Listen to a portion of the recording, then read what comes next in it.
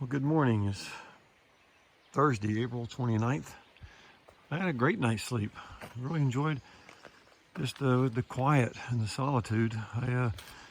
Guess what? When I packed up this morning, it was in record time. I wasn't trying to go fast. Just wouldn't. I just went faster. I think when I'm trying to be quiet, I just go a little bit slower, I guess. Looks like it's going to be a beautiful morning. Thunderstorms due in this afternoon. This is kind of cool. All the leaves are starting to come out. There's a lot of kind of a green hue ahead of me. And you can see how one day soon, there's going to be little sunlight or views that are going to occur because they're all going to be covered up by leaves. I see a trailer down there, like an RV trailer. Okay, well, I am approaching a city. And I think within half a mile I come to a road that kind of a side trail you can take into the city. It's a mile long. Or I'm going 9 miles to a hostel that's at the other end of the city, but it's all on the trail, and I guess I pop out there towards the end. So anyway, if the forecast change and there's no thunderstorms tonight, then I'll probably keep going. Otherwise, I'll hunker down for the evening and get in one of these inexpensive bunks. So, good morning. Looking forward to another day. Legs, feet continue to feel good, other than my toes, just from being squished in the boots going downhill. So those will resolve themselves one way or another. Now only a half mile in and came to this rotted out cabin, and just made me realize that I'm in, backwoods Tennessee. I'm not where a lot of people go, other than if you're walking on the trail, but people lived here for a long time. And I keep talking about being in a different universe. And I think that's a good description, but there may be, parts of the universe we came from that are intruding, if you will. We still have our modern mind and conveniences. Now, I'm not thinking of people who live here today, but just, a long time ago. And just the idea, I'm sure whoever lived there, of people constantly, a few thousand people a year, walking past their home, wouldn't have computed. Nice little pond, I guess. I guess if I carried a fishing pole, I'd throw a line in and see if anything was in there. So coming into Hampton, Tennessee, and the town itself, I don't think it's too far from where I am. Like I said, I'll be kind of hiking on the outskirts of it around town on the AT until I get to the far end. I just came off the trail across the road there. I came through. There's a hostel 4/10 of a mile down that way. And there's another hostel just a few hundred yards off the trail, somewhere around here. I'm not going to either one. I'm actually looking for a white blaze to see where the trail continues. There's two on this tree, so I'm guessing it's right through here. Yep, and there's a white blaze right there. I'm in the Cherokee National Forest. We're entering it. This is the Pond Mountain Wilderness. All right, well, hopefully it'll be just as beautiful as the rest of the trail. You are here. I'm sure it will be. Laurel Fork Shelter is coming up. That's where I considered staying tomorrow night, so that's up ahead of me. Good. Watauga Lake is supposed to be a pretty big lake. A lot of people go there. Something called it's a water blaze, and you can canoe or paddle a part of the Appalachian Trail down that lake. So a lot of people try to do it. I haven't heard great things about it. I'll probably just keep walking. But it's organized by the hostel I'll be staying at tonight, so I'll check it out. Man, this is my idea of an ideal trail. If the entire Appalachian Trail was this nice, wide, smooth, level path, there'd be 10 times more people that hike it every year. So it's pretty cool. There's a tent coming up. Someone stopped along the way. I could have come down here. I saw several tent sites already. Looking back on this nice wide level path, but it's been following this awesome river that had some campsites along it. They were full, but maybe at the beginning when I saw one, and the trail continues like this for a while longer. I think it leads to something called Laurel Falls. So I'll be there, able to see that here sometime within the next mile. It's a nice, crisp spring morning. Whenever it's not that often, but had the occasion to have this kind of nice, cool, crisp morning, I'm in the mountains and I hear water like this, I can't help but think of Colorado. So maybe listening to a lot of John Denver yesterday helped spur that, but that's I've already had that thought a couple times before on the trail. A pleasant morning like this. So it's a little cool, but it's short sleeve weather, and the sun will be up and heating things up. It's supposed to go up to, I think, near 80 or at 80 today. I've heard of blowing out the sides of mountains so highways can not have to go over it. I guess this maybe is God's way of doing it. I can't imagine this was created other than by nature and by God. Pretty cool.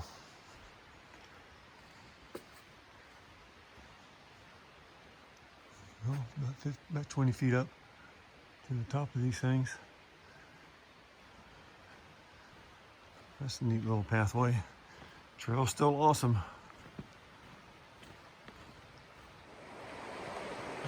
Man, every 50 yards you gotta stop. I'm not sure this will come through, but that other side of the hill, I'm in some type of natural canyon. There's this solid rock going up to the side there, and you can hear the water down below. There's this falls I'm waiting to come to down here somewhere. It's beautiful. Of course, I'm all around the rhododendrons, but they're all around the water. Well, I've come to the bottom of this canyon. I realized a moment ago I called it a natural canyon. I guess they're all natural. Awesome.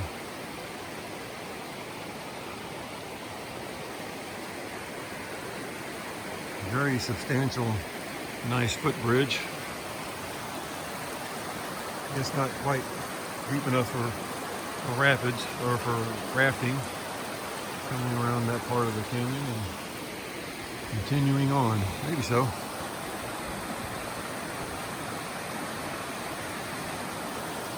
And the trail continues along the base of these rocks.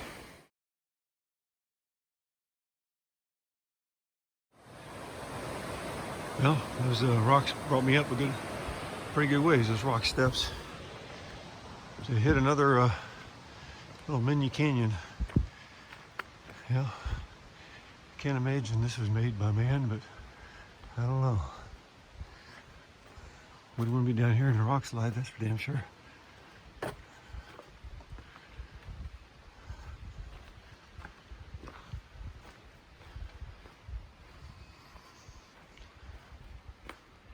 That blue blaze, which I did follow for a couple hundred yards, is turns out it's a high water mark if the trail, which I'm getting ready to, I've come back to, goes down these stone steps.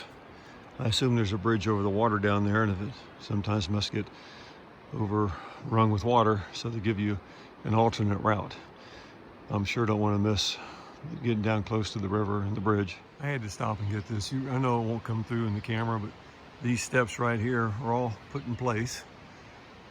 And I've been coming down these probably halfway down to the water. And I still got a ways to go. And just the work involved would have been incredible, even though there was a natural source of stones available. And there's a guy who's kind of a legend on the trail named Bob Peoples. He has a hostel that I passed just a little while ago. That he was, I guess, famous for maintenance and building the trail. He's still there, still alive, but A guy just passed me said he heard that it was an all-women's crew that built this. And I remember yesterday someone had told me that Bob Peoples only used women's crews because they did a much better job of spacing the steps. So it was a more natural step down than when he put men in there. They give you these big giant step downs, which I've experienced plenty of those. Anyway, I'll be down to the falls in a little bit. Oh, still continuing down these rocks, man. You really got to be careful. Your momentum will take you in the wrong direction. And there's Laurel Falls. So I look forward to getting down there and getting closer and see where the heck you cross this river.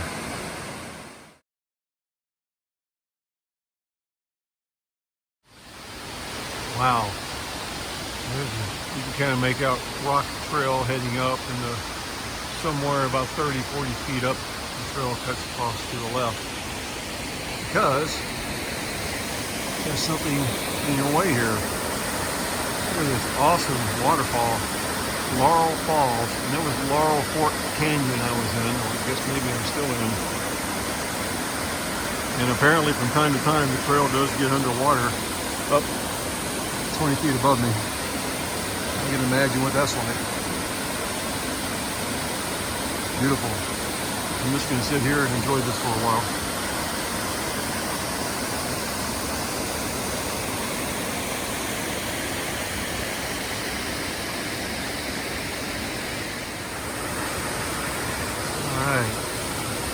Did a nice round of Wim Hof breathing, a beautiful environment for doing that. And I did want to mention that this beautiful, awesome, inspiring waterfall is brought to you by God. So thank you, God. I appreciate this.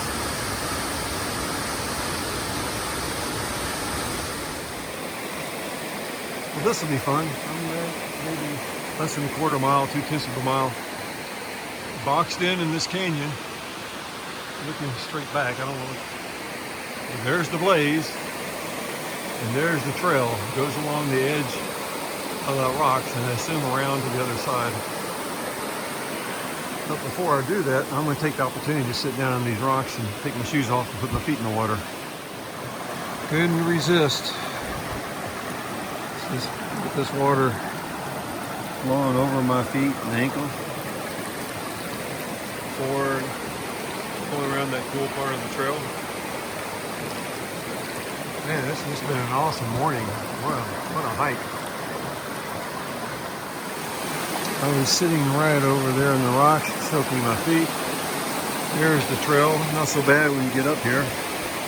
Pretty damn wide. I'm assuming it just continues on around, which I will now put my phone in my pocket to complete. Here's where I just came around.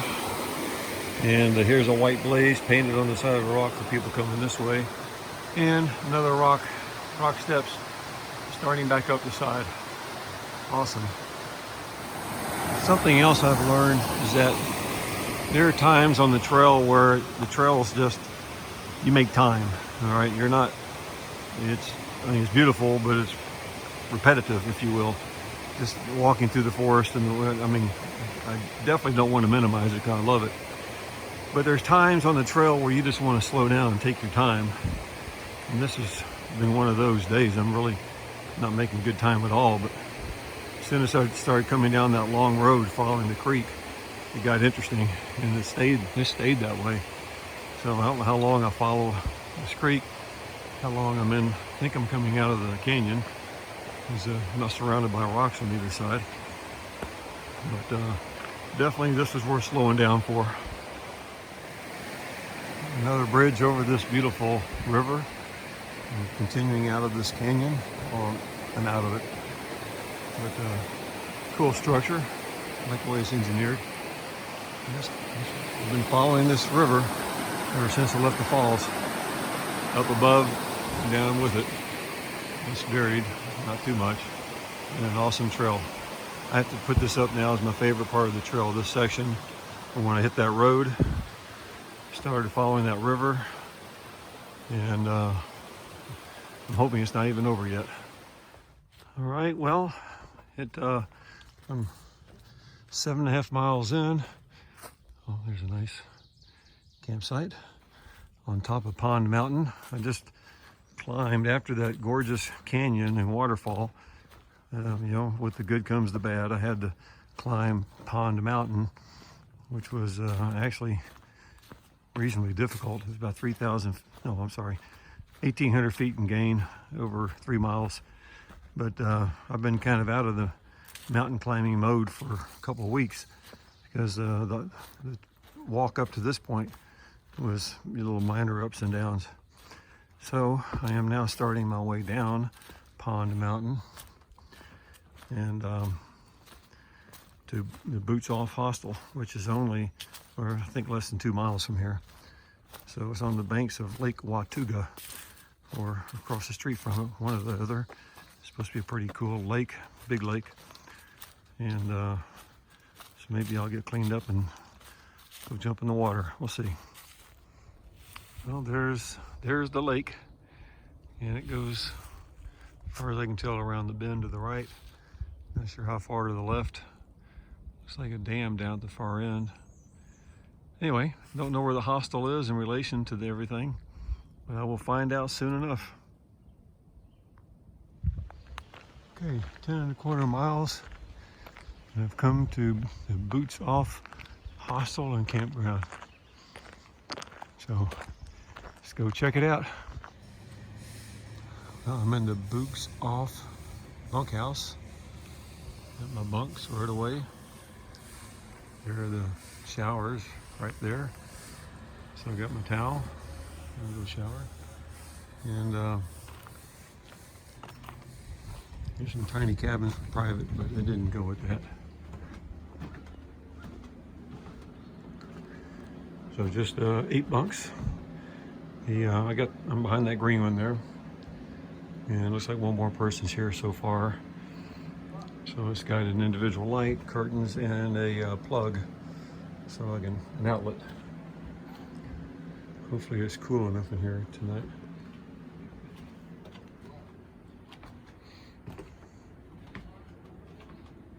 All right, well, I'm at the Boots Off and getting ready to make my videos. Just gonna catch one last one. This is the little private cabins, little tiny homes.